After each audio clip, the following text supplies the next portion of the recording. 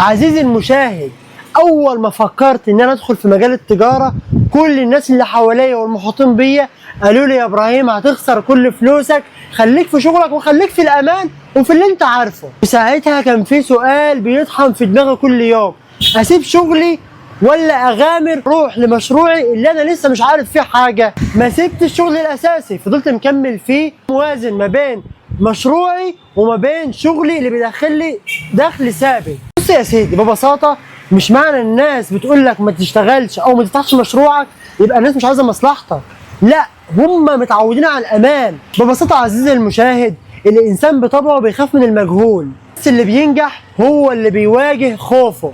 طب ما اجرب ليه لا؟ في شرط تجرب بعلم. يعني ما كنتش بتعب، كنت بتعب بس عندي هدف عايز اوصل له. على سبيل المثال يا سيدي، انا هشارك معاك تجربتي وبدايتي.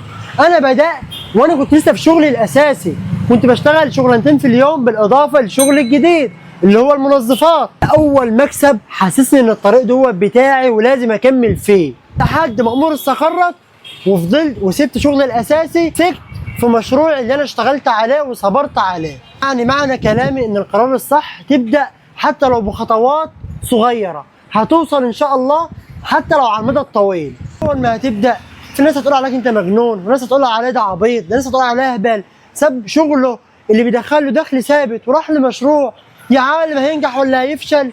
عايزين المشاهد، احب اقول لك ان ده الطريق الصح، وابدا في مشروعك، هيقابلك كتير بس الصح ان انت تكمل ما تقفش. وعايز اقول لك ان المجنون فعلا هو اللي يفضل واقف مكانه مش هيتحرك.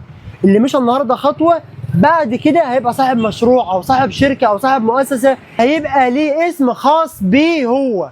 ده عزيزي المشاهد كان مجرد رأيي، ما تسيبش حلمك عشان حد خايف يجرب، ابدأ بس بعلم وبعقل، وهتشوف ان كل خطوة صغيرة هتاخدها النهاردة بكرة هتغير حياتك.